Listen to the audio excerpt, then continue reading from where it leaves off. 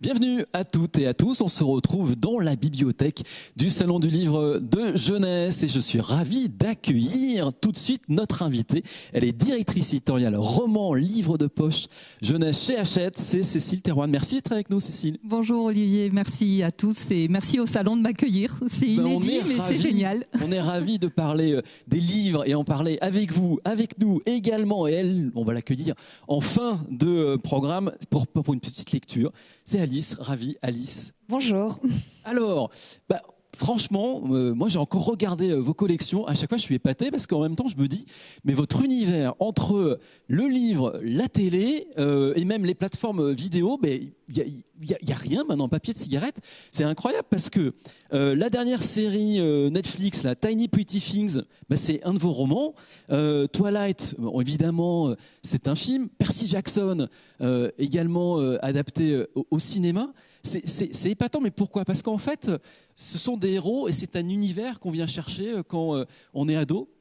Oui, je pense que les ados sont fans des univers et des héros. Ils peuvent leur rester très fidèles. Par exemple, Twilight, que vous mentionniez, à 15 ans. Le tome 1, Fascination, est sorti en 2005 et on a publié le dernier roman de la saga cet été.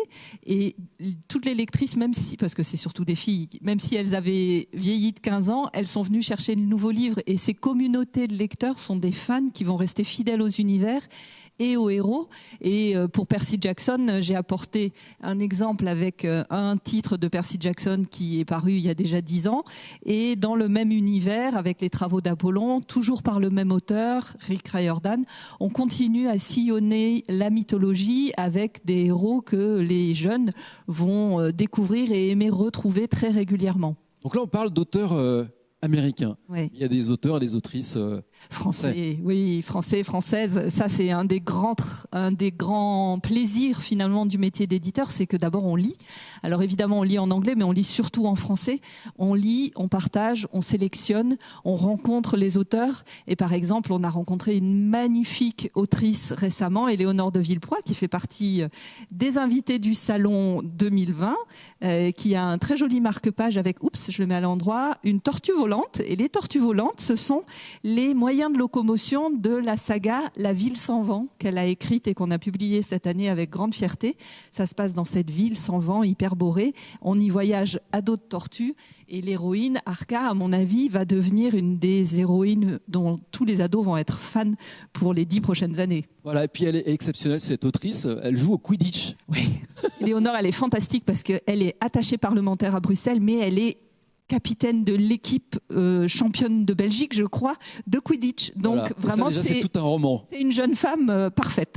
Bon, alors ça c'est intéressant parce qu'on voit que vous êtes en recherche perpétuelle en fait de nouvelles histoires et de sagas. Cette notion du temps long dans le livre qu'on vient retrouver tous les ans avec un nouveau tome, c'est ça la saga. Et vraiment, il y a des communautés de fans. Il y a des communautés de fans, évidemment. On pense tous à Harry Potter. On vient de parler du Quidditch, mais le fait d'avoir cet abonnement régulier avec son héros, c'est un peu comme les feuilletons à la télévision, mais transformés au niveau des livres. Et ce qui est génial, comme vous le disiez, c'est que souvent ces livres peuvent se transformer à nouveau en feuilleton. Et Tiny Pretty Things, qui sort sur Netflix là cette semaine, c'est une série télé adaptée d'un roman qu'on est très heureux de publier sur la danse et son univers impitoyable. Bon, puis chez Hachette, vous êtes aussi éditeur engagé. Ouais. Alors ça, c'est aussi un aspect très important pour nous. On est un éditeur engagé dans le monde contemporain. Du côté de l'audiovisuel, on publie Stranger Things, Riverdale, Tiny Pretty Things, mais on publie aussi La rue qui nous sépare. Ça, c'est un roman auquel je tiens tout particulièrement, qui sortira en janvier et qui est écrit par Célia Samba, qui est une jeune femme qui fait des études de médecine, qui s'est beaucoup engagée auprès des sans-abri, qui a fait des maraudes, qui sait de quoi elle parle quand elle écrit La rue qui nous sépare, qui raconte la rencontre entre cette jeune femme qui est étudiante et ce jeune homme dont on comprend qu'il est à la rue, et on va découvrir petit à petit à travers leur rencontre et des chapitres qui alternent leurs récits ce qui s'est passé, tout ce qui les sépare et tout ce qui pourra les réunir. Donc on a des belles histoires universelles et puis dans le réel, et des sagas qui nous transportent dans un univers. Oui. Vraiment, chez Hachette Roman, on a à cœur de travailler sur l'imaginaire, sur le réel, sur toutes leurs intersections et sur toutes les voies contemporaines ou moins contemporaines, parce qu'on publie aussi des grands classiques. J'ai apporté La ferme des animaux, par exemple, de George Orwell, qui est un texte extraordinaire. Une fable incroyable, qui nous projette dans notre monde contemporain. Voilà, dont on peut tirer une interprétation qui vient nous parler de la dictature communiste. On reconnaît presque les personnages de Staline, de Lénine, de Trotsky, mais on peut aussi se dire que finalement ça illustre bien le mandat de Trump aux États-Unis ces 4 dernières années. Donc c'est à lire et à relire, et ça fait partie de notre activité. Moi, j'ai une équipe de 13 personnes, donc tous les jours on s'interroge sur comment donner envie de lire et comment dire que le livre c'est la vie. Alors, vous connaissez bien le salon et vous connaissez bien sûr les pépites. Chaque année, le salon les décerne. C'est le meilleur de la sélection du livre jeunesse. Et c'est venu le temps de notre instant pépite.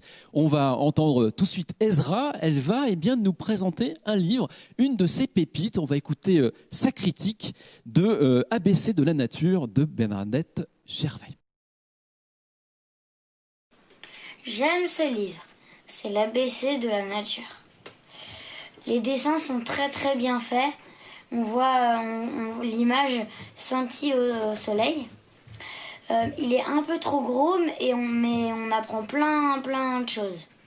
Par exemple, comment est la chose, comment s'écrit la chose et la chose.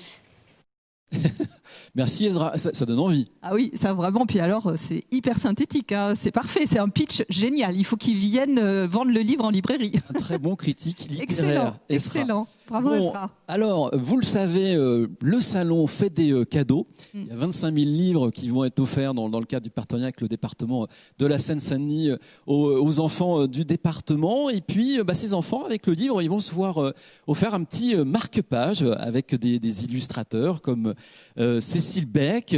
Donc on peut retrouver le dessin, puis derrière un petit mot des auteurs. Et puis on a aussi l'illustratrice Séverine Casterman.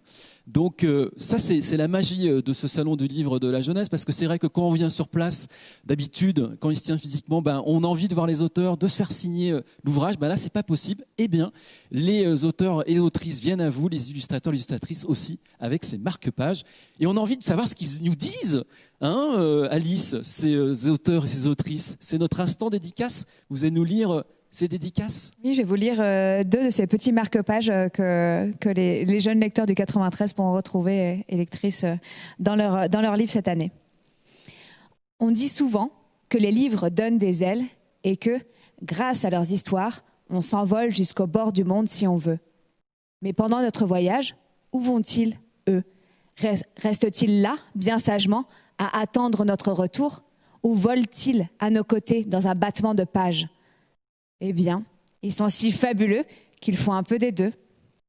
Donc ça, c'était une petite dédicace de Marie Collot. Je vais vous en lire une petite deuxième.